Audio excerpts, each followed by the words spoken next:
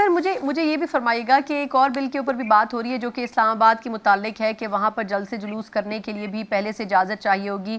سر 8 ستمبر کو پاکستان تحریک انصاف نے اسلام آباد میں جلسہ کرنا ہے، لیکن ایک تو یہ کہ اس حوالے سے کیا تیاری ہے، کیونکہ یہ بھی رومر سے کہ شاید اس طرح تیاری نہیں کی جا رہی ہے، ابھی تک حتمی مرحلے میں تیاری داخل نہیں ہوئی.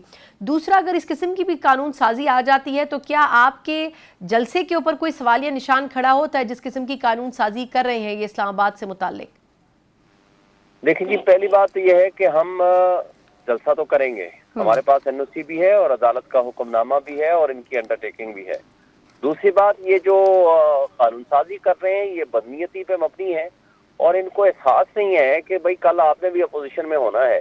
یہ لوگ آئے تھے، مریم نواز آئی تھی، PTM والے لوگ آئے تھے، بلاول آیا تھا، مولانا فضل الرحمان آئے تھے. مجھے بتائیں ہم نے کسی کے خلاف پرچہ کیا ہو یا ان کے راستے میں رکاوٹیں پیدا کی ہوں؟ یہ سارے آئے، بیٹھے، دھرنے بھی دیے، پروگرام بھی کیے گئے. آج ہم تو 10 بندوں کے ساتھ باہر نکلتے ہیں، ہمارے خلاف تو کے پرچے ہوتے ہیں. میرے سمیت کئی ہمارے لیڈران کے خلاف، ہمارے کارکنان کے خلاف پرچے ہوئے ہیں صرف جلسہ جلوس کرنے پہ. اس لیے کہ یہ تو بنیادی انسانی حقوق کی خلاف ورزی ہے. فنڈامنٹل رائٹس کے خلاف کوئی بھی قانون سازی نہیں ہو سکتی. لیکن مسئلہ یہ ہے کہ یہ سب تو پارلیمنٹ ربر سٹیمپ ہے اور پارلیمنٹ تو ہے ہی نہیں، ڈاکو قابض بیٹھے ہوئے ہیں. اب ڈاکہ زنی کے ذریعے کہ کوئی جھوٹ بول کے یا لوگوں کے عوام کے مینڈیٹ پہ ڈاکہ ڈال کے کوئی فارم 47 کی پیداوار آ کر بیٹھ جائیں تو ان کو حقیقی نمائندے تو ہم نہیں کہیں گے. تو اس لیے انہوں نے لوگوں کے بنیادی انسانی حقوق پریکٹیکلی معطل کر دیے ہیں. اگر انہوں نے قانون پاس کر دیا تو ہم اس کو چیلنج کریں گے، لیکن 8 کو انشاءاللہ جلسہ ہوگا. خواہ یہ کینسل کریں، خواہ اجازت نامے دیں یا اجازت نامے نہ دیں. یہ پہلے کون سا ہمارے خلاف پرچے نہیں کر رہے، اور پرچہ کر دیں گے تو کریں، لیکن ان کی کوئی حیثیت نہیں ہے.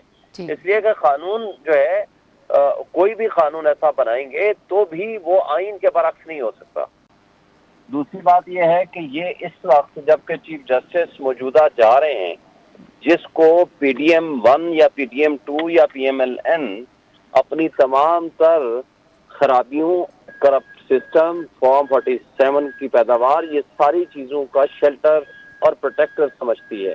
وہ ان کو ایکسٹینشن ہر حال میں دینا چاہتے ہیں اور اپنی ان کی جو مائنورٹی ہے صاحب کی، اس کو میجورٹی میں کنورٹ کرانے کے لیے یہ ساری چالیں چل رہے ہیں.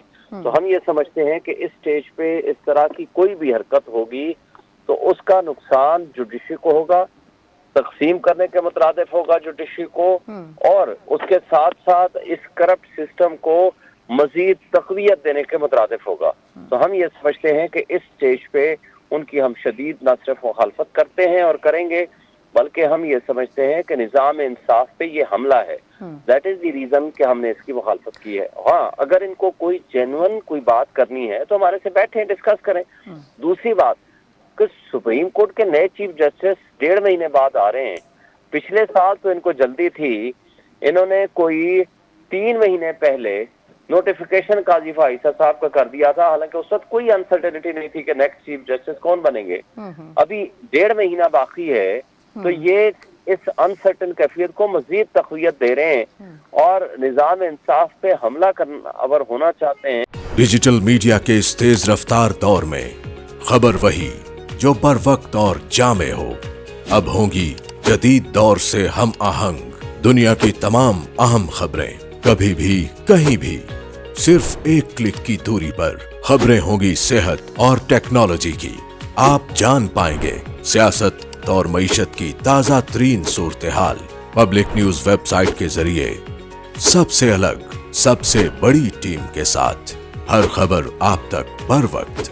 www.publicnews.com